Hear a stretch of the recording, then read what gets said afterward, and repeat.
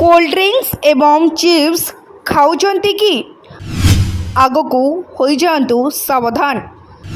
एहाकू खाइबा द्वारा स्वास्थ्य रे देखा देई पारे अनेक समस्या।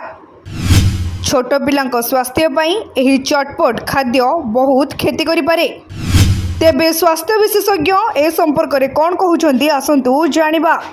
तंबाकू धूम्रपान परी खतरनाक होइथाय चिप्स एवं कोल्ड ड्रिंक्स रिसर्च हेला बड़ खुलासा। आजिर द्रुत गतिर जीवनशैली मध्य कोल्ड ड्रिंक्स चिप्स कुकीज भली अल्ट्रा प्रोसेस्ड खाद्य अनेक लोकों पई दैनंदिन आहार अंश हो पारिछि।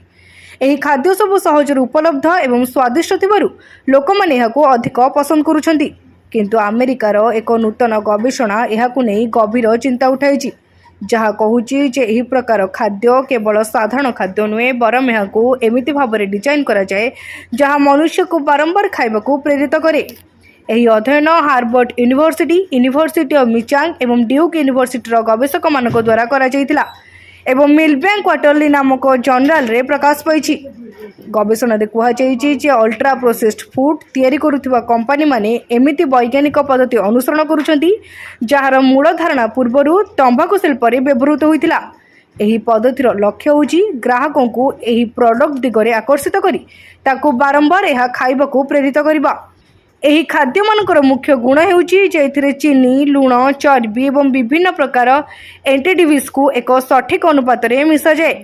एही मिश्रण मनुष्यर मस्तिष्कर रिवार्ड सिस्टम को सक्रिय करिथाय, जहाँ आमको एही खाद्य खाइले खुशी एवं संतुष्टिर अनुभव देइथाय।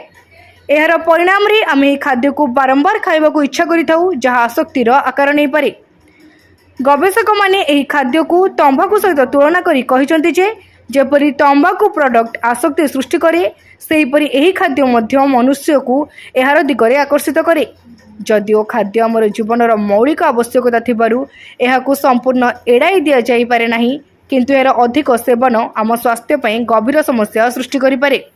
मोटापण डायबिटीज हृदरोग एवं शिशुमानकर पोषण अभाव भली समस्या एहार परिणाम होई पारे।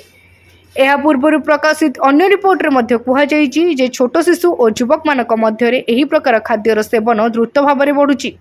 अनेक देश रे यह दैनंदिन क्यालोरीर मुख्य अंश हो जायछि, जहाँ भविष्य में एक बड़ स्वास्थ्य समस्या रूप नहीं पारे। एही परिस्थिति को देखि एक्सपर्ट माने एही प्रकार खाद्य उपरे कठोर नियम लागू करने को सुपारिश करुछंती। स्पष्ट वार्निंग लेबुल, अधिक कर लागू करने, स्कूल एवं हॉस्पिटल बिक्री निषेध और शिशु मान को लक्ष्य करुवा विज्ञापन रे नियंत्रण भली पदक्षेप नेबा को कहा जायछि। अल्ट्रा प्रोसेस्ड फूड देखा साधारण और आकर्षण लगी थाए, किंतु यह पछरे थिबा वैज्ञानिक प्रक्रिया एवं आसक्ति सृष्टि करिवार क्षमता आमको सचेतन करुछि। सुस्थ जीवन पई संतुलित आहार और सचेतनता अत्यंत आवश्यक। ब्यूरो रिपोर्ट, तीर्थक्षेत्र लाइव।